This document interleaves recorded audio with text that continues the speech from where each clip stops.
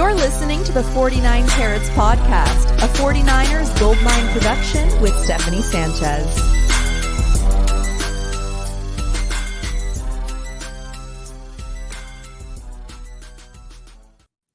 What's going on, everyone? Welcome to another edition of the 49 Carats Podcast. I'm your host, Steph. It is Monday, October 7th. We're just a little over a day removed from the 49ers embarrassing all of us on live television. And, you know, they embarrassed themselves a little bit in the process. But joining me, as always, on a Monday to talk about this game, try to make sense of it, try to find some silver lining at the end of the show, because we're definitely going to share some thoughts before that are not so positive, probably, is Weston P. Smith. Weston, how you doing, man? I'm sad. I'm depressed. I'm a fan, Steph. I've made no bones about that. I love what we do here on Mondays. I have a lot of fun, you know, just hopping on. But like, I'm a fan first. And yesterday, it hurt. It hurt for so many different reasons. I don't even want to share with your audience about what I had to do to make sure I was in front of my television to watch this game, and responsibilities I neglected as an actual adult for them to go ahead and do something like that.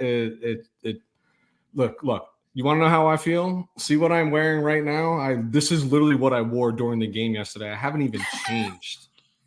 That's how bad it is right now in my household. Man. I'm being truthful. Are you okay? No, I'm not. Not even a little bit. Not even a little bit. God. I thought, like, you know, usually when the team upsets me to the degree that they have so far this season, like, I have a hard time even wearing 49ers stuff. So I would have probably, like, and for a lot of you listeners, he's wearing a 49ers hat, wearing the 49ers shirt. That would have come, like, right off and changed immediately after the game or shortly thereafter if I were you or if I was in that situation. But man, that's different, Weston. That's different. That's a different type of sadness. I like to think I'm an adult, right? And typically after Sunday, win or lose, yes, you change. Maybe the rest of the day I'm casual because it's so late here, and once the 4:00 games end anyway for us, it's like you get into dinner and the kids are winding down and you change before bed. But the truth is like, I don't mind losing football games. It's just the manner in which they are losing and everything that we're going to talk about right now, that it doesn't give me a lot of hope to be optimistic about what the next 12 games are going to look like for this team. And look at your comments up on the screen. Steph, this man has known me, that has commented since I was 5 years old. We've been best friends, used to live across the street from each other. He can attest that I have been a 49ers fan since the day we met at 5 years old. Like, I'm just really sad right now. I have nothing else to add to it. I'm not sad. Like, I'm just angry. Like, yeah. I'm angry because I'm disappointed in this team. And I'm kind of frustrated. Like, I'm getting impatient, you know? Like, I know this team has been in similar situations before. I know they're, for the most part, have been a back half of the season type of team. And none of that gives me solace right now. You know why? Because in past seasons, at least the 49ers were winning some games in the NFC West, at least winning some games in the conference. They haven't won any in the NFC West, and they haven't won any in the conference. So, again, I know it's just the end of week 5, but I wonder at what point it's going to be too big of a hole to dig yourself out of. And it's just, my thing is, like, this team is so good, so talented. It has most of the same players on the roster, most of the same coaches in the building that they did a year ago when they went to the Super Bowl. And there's just no excuse to me as to why they should be looking the way they do, as to why they should be dropping these games against bad teams. Like, it'd be a different thing if it was against a good team, you know, but this is just like, it's embarrassing. Like, that's kind of the theme for me of this episode. And no. Yeah, they have an embarrassment of riches, yet they're embarrassing me. Like, there's something wrong with that equation there. I disagree with one thing. And the one thing I disagree with is I do think this team is loaded top to bottom with really good football players. But right now, they are a god-awful football team, right? Like, doesn't matter. I don't care how many superstars you have. If this is the definition of a team sport, right? Is the ultimate team sport, football, and the ultimate sacrifice that you make for your teammates. If you're not all on the same page and you're all not fighting for the same thing, the same mission, the same whatever it is that you go out there, you're a bad football team. And I watched them be and do what bad football teams do. So I don't want to hear any more about teams like that the Cardinals were a bad football team. Well, you know what? So are we. And a bad football team beat another bad football team. And that's the frustrating part, is because we've seen this roster be a very good football team. But the truth is, in the National Football League, and I don't think this gets talked about often enough, is, and not just the National Football League, all professional sports, every season is different from one another. There's the most turnover is actually in the NFL on rosters year to year, if you really think about how many you have to suit up. So the teams are never exactly the same, right? And you're always going to lose somebody that was probably like a linchpin in the locker room, a fixture, in the community, whatever it might be. It's just different year to year. And this year, they just haven't gelled. And there's a million excuses why. And we can make those a million excuses why. The reality is they just haven't gotten past any of them, and they're not playing team ball. It's that simple. Nobody's on the same page. And you don't need to hear that from me. Just turn on the game and watch it, and you can just tell how disjointed it is from the sideline to the field. That's kind of how I feel about it. And I think that's why I'm sad, because this team has done so well together in years past. For it to look like this, it's not good. It's just not good. And I don't know. It's just not good, Steph.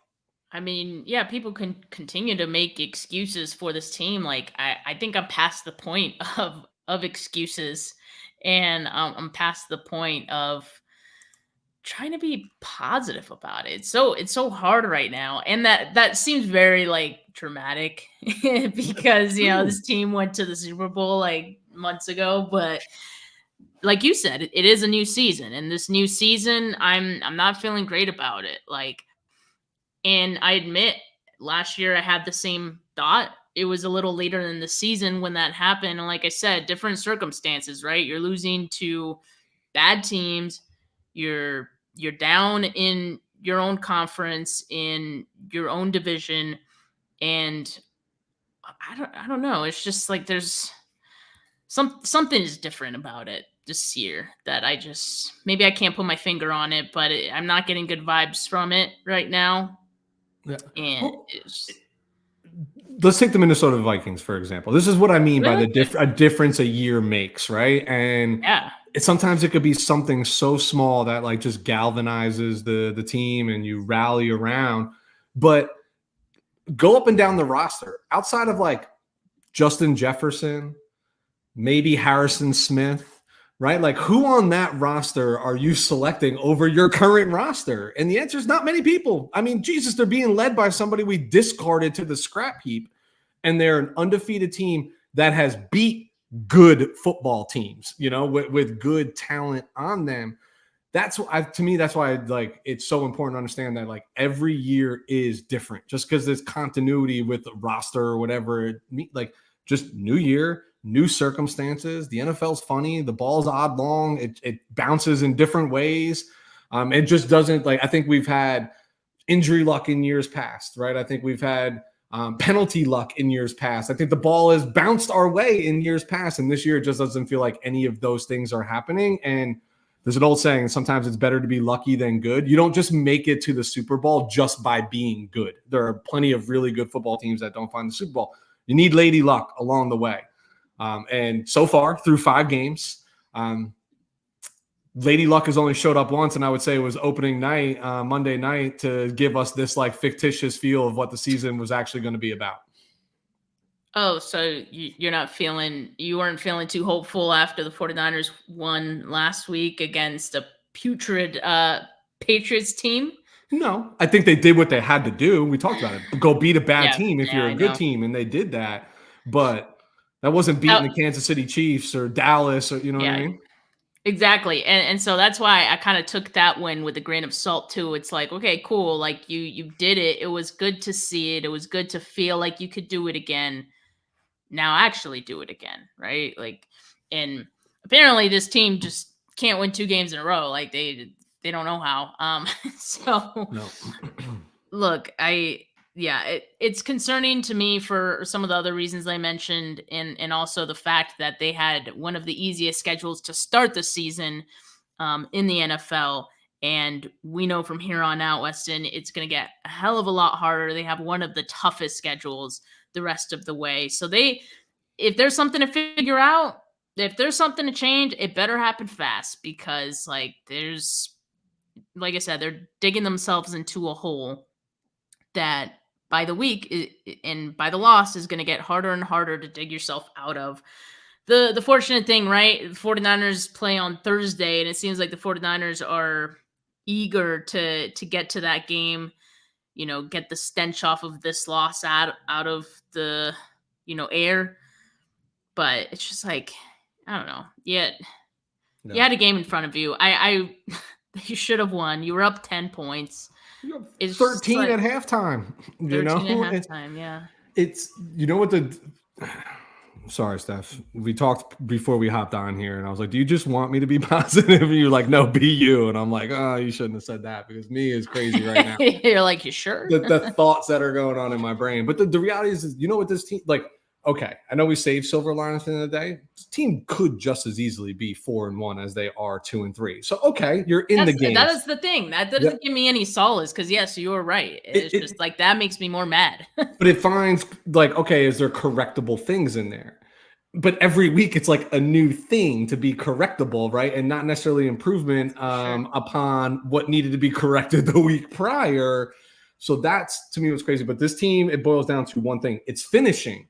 They don't finish. They don't finish inside the red zone. They don't finish the football game. They don't finish tackles. They don't finish. I honestly, like, did you have Ted Lasso? Did you watch Ted Lasso?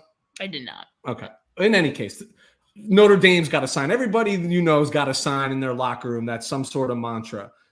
I should walk into the 49ers locker room today or tomorrow, and there should just be a big sign up there that everybody has to stare dead in the face, and it should say one word, and it should just say, finish. Finish the game, finish the tackle, finish the play, right? Like, prime example, I'm not even blaming George Kittle, because, like, whatever, but on Jordan Mason's fumble, Jesus God, that ball's bouncing right near his feet and he's staring down the field. Maybe he gets to make an attempt there. That's finish the play, play to the whistle. Like, this team doesn't finish, and that comes from the coach down. I don't know how else to explain that. That responsibility is on the coach as much as it is the players. Yeah, especially because it's on both sides of the ball that we're not seeing them finish. I mean, I think much can be said also about the red zone offense for this team. I think that's just another layer of the 49ers not being able to finish. You start something, it looks great. Just like you start a drive, you're moving down the field, you get to the red zone, you can't finish. So even at a granular level, like we're seeing how this team can't finish. On the defensive side, like you got to James Conner, like you're right in front of him, you got hands on him, you can't wrap, you can't bring him down. That's an example of not finishing. So like at every level, like and layer, like we can see the 49ers having an issue with this. And I agree with you. I think it's an issue with coaching. And like I said, it's on both sides of the ball. It all comes down to that, in my opinion. So yes, that's correctable, but how quickly can they fix these issues? Is it small kinks? Is it a mindset thing? I don't know. Is the message getting a little bit tired in the locker room? I hate to think that. Like, I'm speculating, and I could just be dramatic right now, the week after a loss, right? But those are the thoughts going through my head right now, because this is now kind of a pattern. When you see a team start seasons like this, like it's kind of a pattern.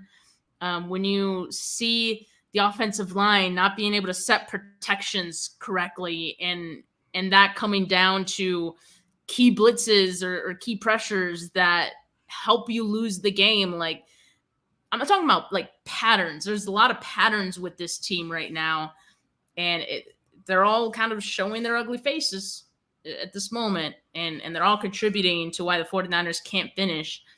And they seem kind of deep-rooted because they're, like I said, they've been patterns, not just for this year, and it's gone on, other years as well. And so I'm kind of wondering what needs to happen. What needs to happen to get it right? Like I think this is me in my little box that I live in, right? Is what needs to happen is you need to figure out what type of football team you want to be.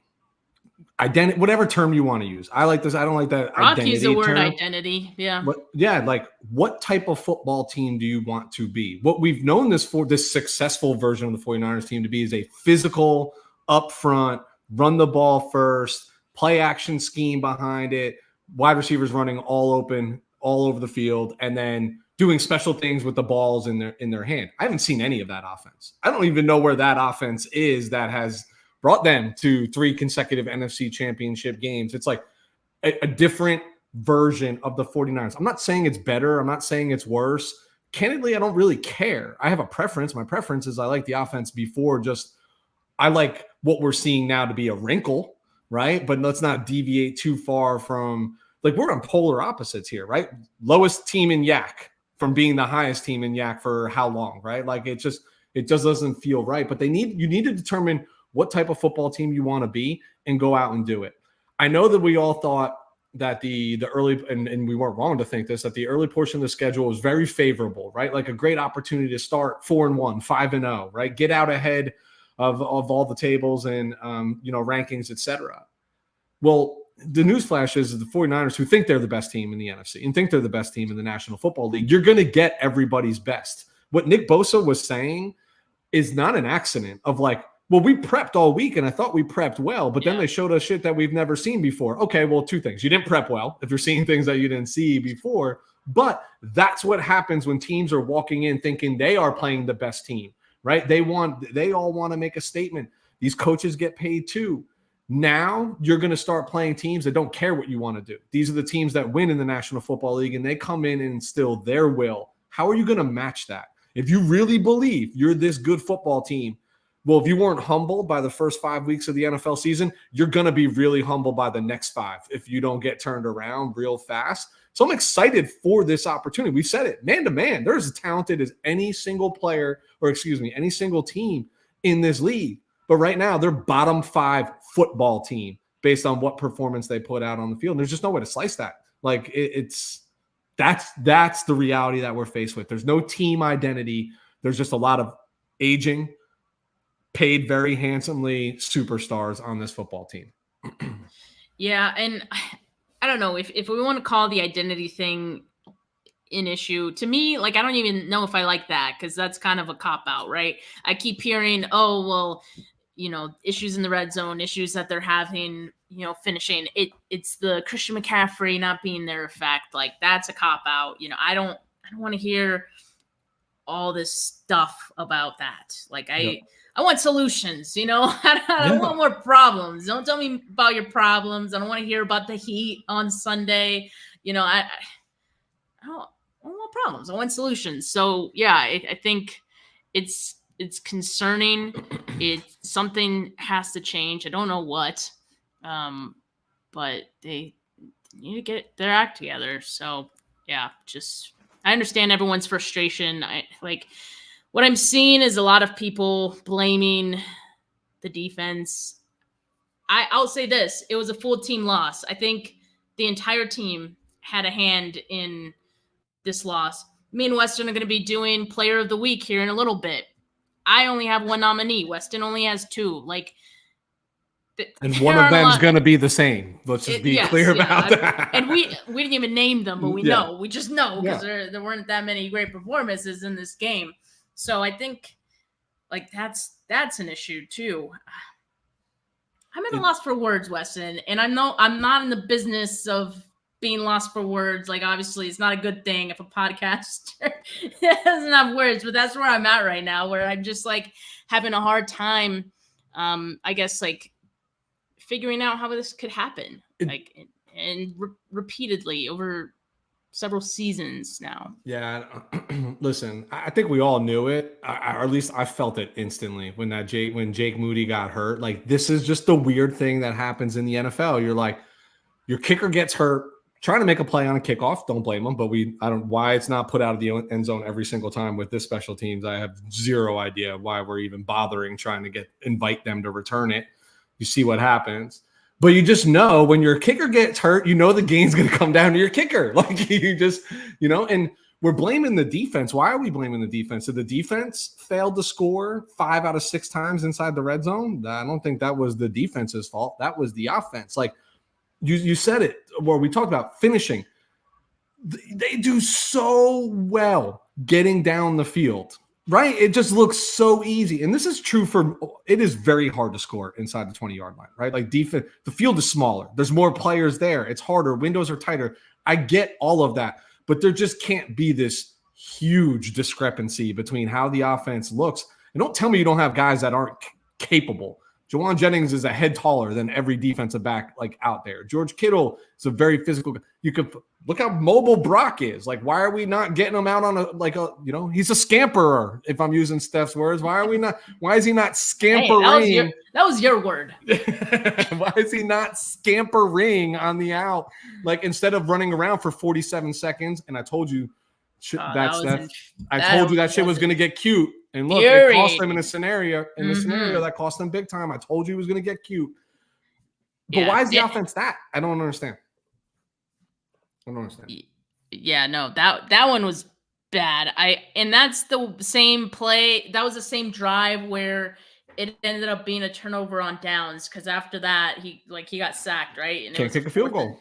4th and 26. Yeah, you couldn't kick a field goal, and not just that. Like, you added more yards, and it made it almost impossible to convert that 4th and 26 like that. Yeah, that's tough, especially with the issues that you're already having in the red zone. So that I can't. I really can't. So yeah, I mean, I don't know what the identity of this team is. Do they need to go back to just like smash mouth football, because that just seems to work? I mean, I don't know. Like, the way that, look, what Nick Bosa said is true, that I think teams are playing them differently. That's probably on both sides of the ball, honestly. And yeah.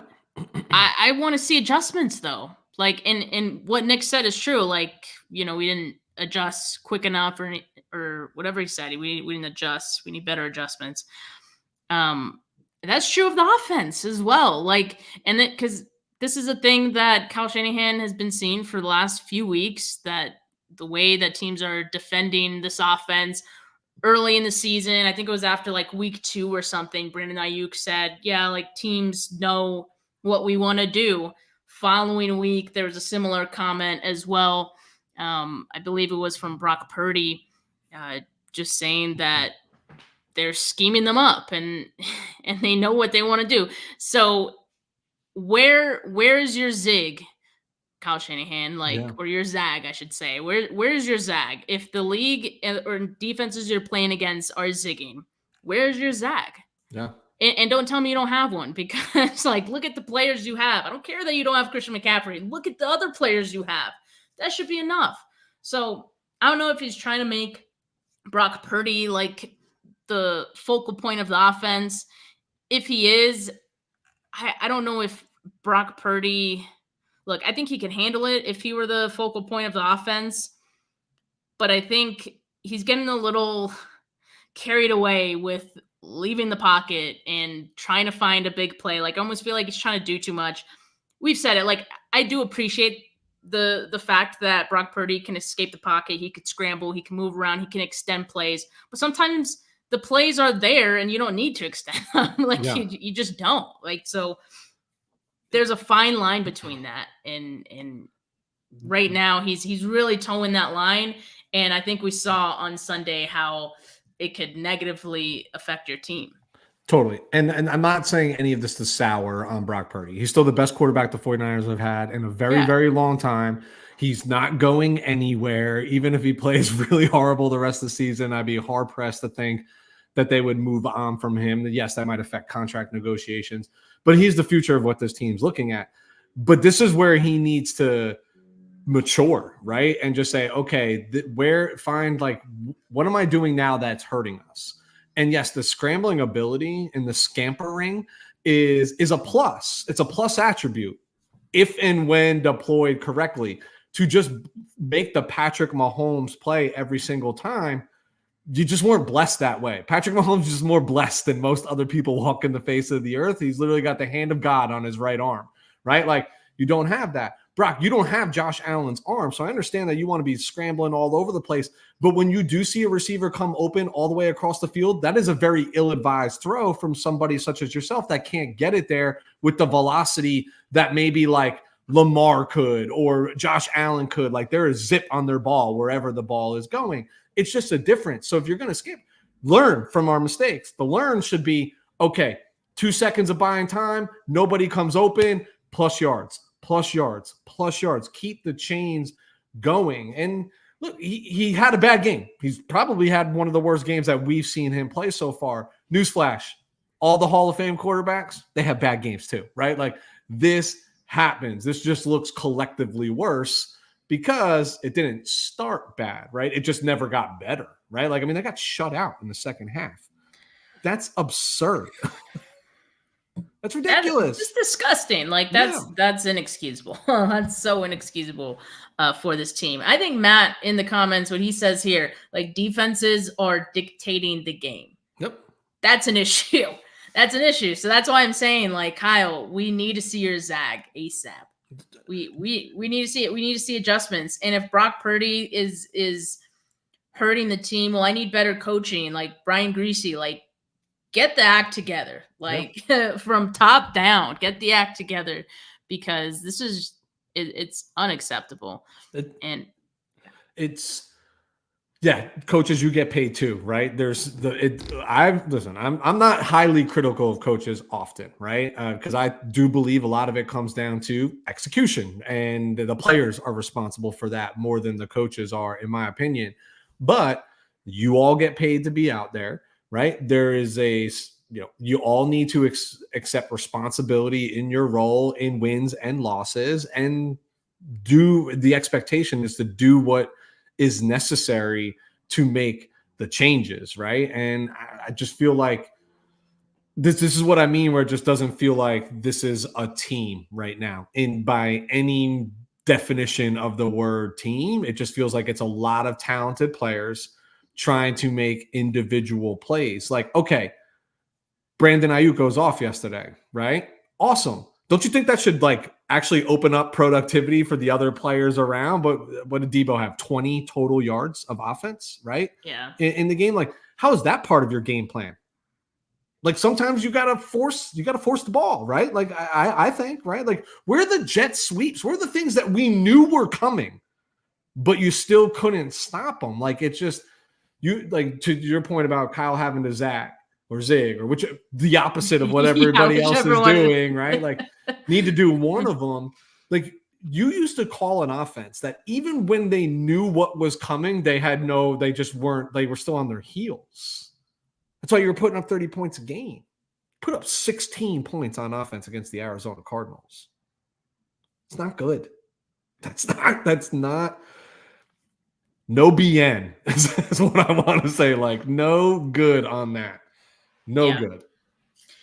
Corey, thank you for the super chat. He says, you're mistaken if you think Brock Purdy extension is set in stone. I don't think anything's set in stone. And that's including, I hate to say it, but like, that's including Kyle Shanahan's future with the team. That I'm not saying fire Kyle Shanahan, just to make that clear. But I'm just saying that I'm reaching a frustration level. It wouldn't surprise me if people in the building are reaching a frustration level with some of these things. If it continues, I want to add that caveat. If this continues and we see this like all season and things don't get back on course, then we'll have real conversations. People want to have those conversations now. I'm not there yet. I'm still upset with this team. But I still think they could turn it around. I'm mad because it should have never gotten to this place in the first place. But ask me again at the end of the season, like how I feel about this team. I might have a completely different answer, just like the last few seasons. But yeah, I don't know. I don't think anything is set in stone right now with this team. Like, obviously, what was this, Weston, before this season started? What were we calling it? The last window. Yeah. Was it? Yeah. That's it. So nothing is set in stone after this. Absolutely not. Yeah, it's scary too. You know what I mean? Like, it's so crazy. I know a lot of people are fed up with Kyle Shanahan. I know that. I am not one of those people. I am not naive enough to, like, he would walk out of that building and have a job 15 minutes later. 15 minutes. He wouldn't even get to his car by the time he walked out that front door, and he would be employed in this league. There are probably 29 other teams that would stop everything they were doing to pull that man in. We just need to figure it here. Like, what else needs to be done? It's not a talent issue. We know that. It's not a talent issue. So what is the issue? And I think what's so concerning to me is I don't know which one requires immediate attention over the others. And I feel like we see a new issue throughout the first 5 weeks. And yes, there is still, look, you're 2-3. We know how bad yes, I know we're 0-2 in the division, 0-3 in the conference. I know all of that, but the reality is the division leader right now is 1 game up, right? And you play them on Thursday night. You have a chance to literally catapult yourself into first place in your division just based on head-to-head, right? Like in a win Thursday night. Like, the season can change quickly, but I'm just not given that. And there's a lot of time left, right? Most football coaches will tell you that they'd feel really good if they came out of September 500, right? September's still the preseason. The starters don't play in the preseason, like all that. Like, it's still preseason. They feel pretty good if they came out 2-2, right? You're 2-3. Like, the world is not collapsing. Why I feel like, and why I'm sad, and I feel like it's caving in on me as a fan, is I haven't seen anything that says they're gonna get it together. Like, they don't need Christian. That's the issue. You know what I mean? There's nothing that shows me that the ship's gonna right itself. Like, I don't see that at all. Yeah, I mean, it's on them at the end of the day. Like, yes, we talk about coaching. That's definitely a huge part of it. But, like, I think everyone, players included, coaches included, need to look themselves in the mirror and be like, who do you want this team to be? How do I start that? Each individual person on this team, because we've seen how, like, the smallest mistake by one player could lead to other things happening. And it's just like, that's kind of how it looked in this game. But, like, we're talking about it in several games now where this is taking place. So they need to take a hard look at themselves, and some things need to change. And yeah, look, Weston, you're right. Like, the 49ers are only 1 game behind in the NFC West. A win against Seattle would get them to first place. That's a good place to start, right? Like, crazy, but thankfully for the 49ers, the rest of the NFC is also cheeks. So yeah. They have a chance to make something happen, even if they're bad. Totally. With that, Weston, I guess let's just get this over with. Let's just get this over with. Player of the week. I mean, we always say, right, in a loss, this is one of the hardest things that we have to do. Come on here and nominate player of the week, because the last thing we want to do is be positive. But, Weston, there were some good enough performances. Since you have 2 and I have 1, and we're assuming that one of them is the same, let me just go first. Sure, show. I don't even know why you're asking for permission. Just do it. All right, I'm gonna say Brandon Ayuk. I mean, this is a type of performance we had been waiting for from Brandon Ayuk since he signed his big money extension, since he missed training camp and all of that drama. We knew it was going to be a slow start. We could have expected that. But at the same time, it took a little longer than we would have liked, But also within that, I think we saw that this was coming. Like, we saw he was getting open. We saw he was making some good plays. He wasn't dropping the ball as much. 8 catches in this one, 147 yards, 91 yards in the first half. So obviously there was something the Cardinals did probably in the second half to limit his production at that point. But I think this was awesome that we got to see Brandon Ayuk have his breakout game. Would have loved to see it be in a win. But I think this is a good sign for the offense that, hey, one of your other weapons showed up a little bit better on the stat sheet than we'd seen in the past. So, yeah, Brandon Ayuk's my nomination this week. Yeah, and it's the most obvious. I mean, he completely outperformed probably all of his games combined prior to this, right? If you really look at the stat line, that might be a little misleading. I'm sure it's not exactly that. But the other thing that I saw was like he was making more difficult grabs, ones that we've been watching him drop so far this season, right? Not necessarily just running across the field wide open. Brock drops it in and he's padding the stat column. Made some tough catches throughout the course of the game. And that's why you get paid $30 million a year when all is said and done. Like, you need to be physical at the ball. And you need to make tough catches, and you need to bolster and pick up the offense. That is why you were paid that amount of money. And this was it. This was the I hope like the welcoming back for Brandon Ayuk go forward as a San Francisco 49er receiver. Yep. Well, I know you had another nomination, Weston. Who might that be? It's Deommodore Lenoir. For me, it's probably not the one that everybody was thinking of. I toy between these two, but in a loss, I just can't go beyond certain measures. But for me, it's so clear that honestly, right now, besides Fred Warner, he's the most consistent player on this defense right now. And I know most people want to say somebody else, but Demo he's beasting it. I mean, what do you have? One, here, I'll pull it up on PFF. I should have had the stat ready for you. I did, but I blanked. 3 targets, 1 catch for 0 yards. For 0 yards. When you look at his counterpart on the other side, not so well. In big games, teams are actually now avoiding Deommodore Lenoir, and that's hard to do because he's everywhere. He's not just outside; he's inside. Comes up, makes plays in the run game. I'm going to give him his extra flowers because he returned his first NFL touchdown. Right? Is that his first? I think that's his first. On the blocked field goal. Not that he blocked the field goal. It was just a return.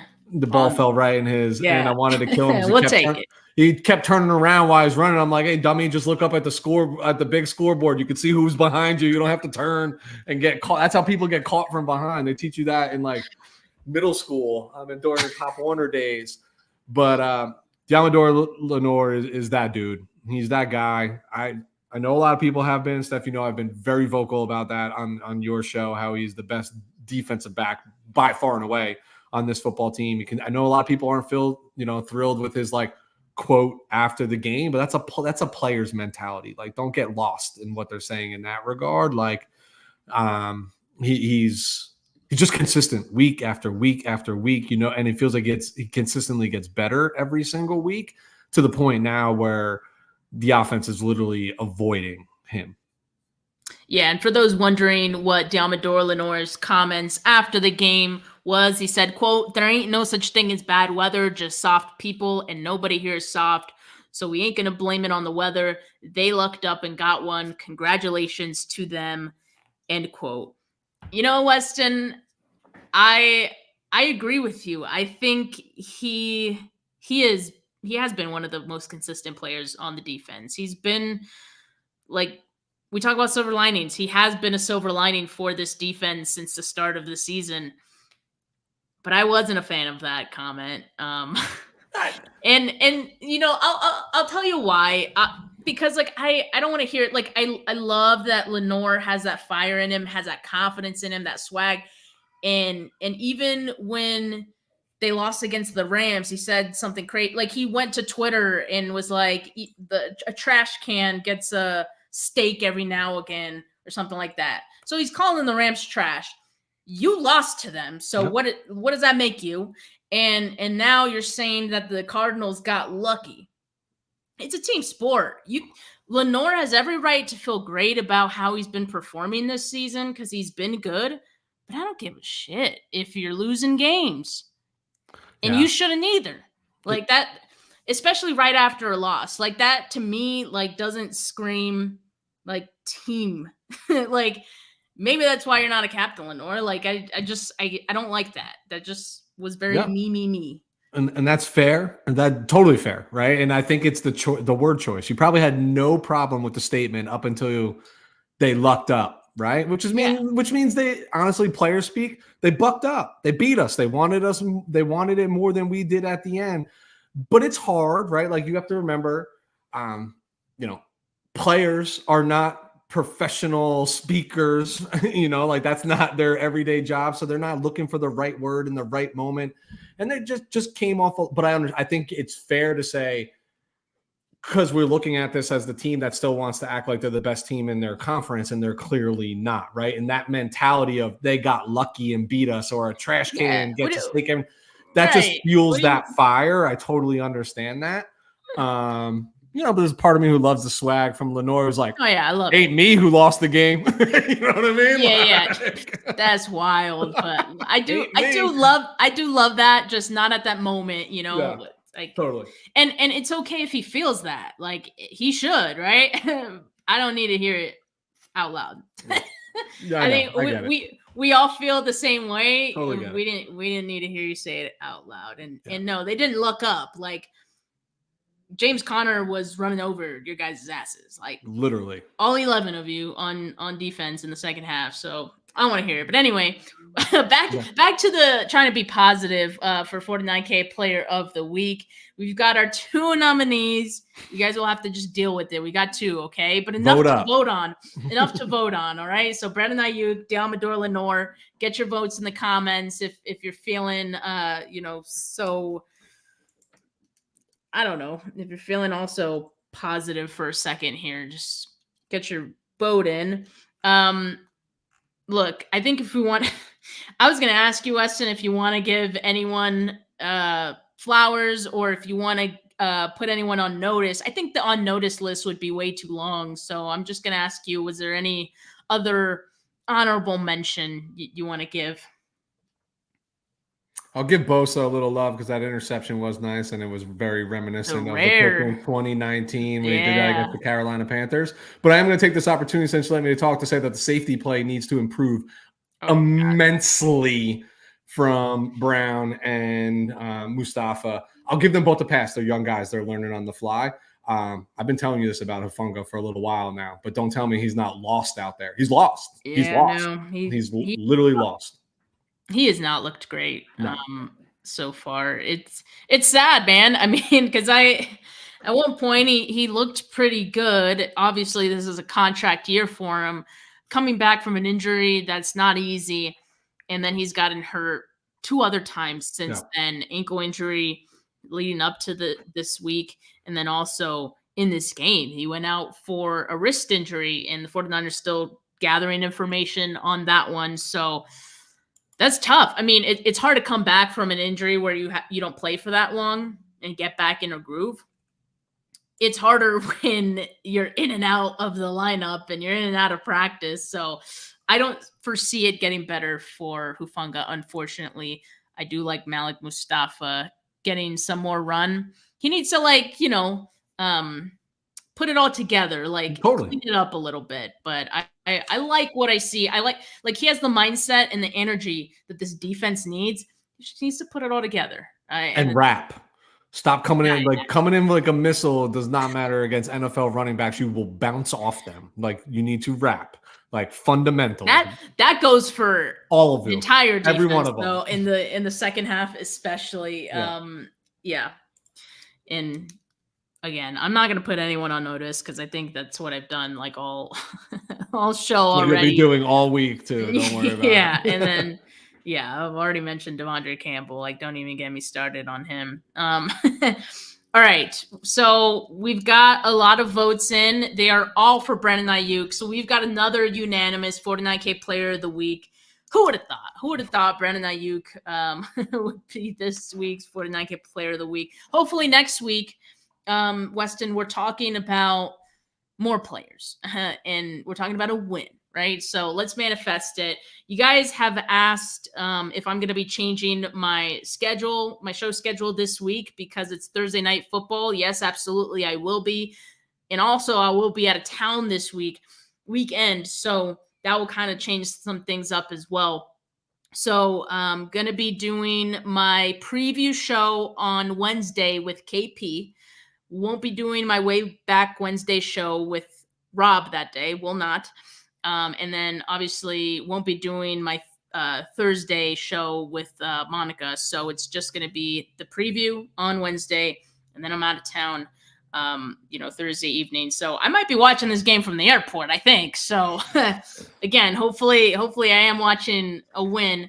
And then Weston, I'll discuss with you for our show next week because might be some changes there too, but no need to bring everyone else into that. No, I'm flexible. You know how that goes. All right, y'all. Well, appreciate the discussion in the live chat. You guys sharing the same frustrations that me and Weston are as well. Maybe some of the sadness. Weston, go shower, go change, man. Like, no. I'm a grown man. I can do whatever I want in my house. All right. Well, feel better. All right. Let me just say that. Like, feel better. I hope you find the strength to change at some point. Well, my wife won't let me in bed if I don't tonight. So I think the decision's been made for me at some point. Yeah. So you went in bed in this clothes last night? No, I slept on the couch. Okay. And then the hat as well that stayed on? Next to me. I don't think you truly understand what, like, the 49ers game is a religious experience in the Smith household. I left my in-laws' 50th wedding anniversary celebration mass in the middle of church to get home for the 49ers game. No. Yeah, I don't play around. Like I mean, I don't either. I don't blame you, but I'm like, serious business. And I think I've ruined football for everybody in my family because it's how I go. Like, it affects my week. I'm not even ashamed to admit that because even though we do this and I try to be very objective in our conversations, and I think for the most part I am, like, I'm only here because I was a fan of this team first, and it's what I want to talk about. So I'm going to ride the highs and I'm going to ride the lows, and I apologize to nobody. Even that means if I'm a little stinky for a 36-hour window because I didn't feel like getting into the shower. You know what I'm saying, Steph? Like, I don't apologize for that. Hey, man. When I said BU this episode, I meant it. So, you meant PU. You could smell me through the. But like I said, I mean, you should probably shower and change before tonight. So I will. All right. Well, as Weston said, just know that we're all feeling the same thing right now. So we're in this together.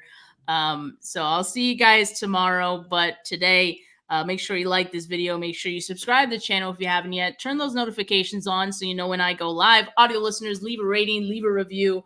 But for now, have a good rest of your Monday, or as best as you can. Peace.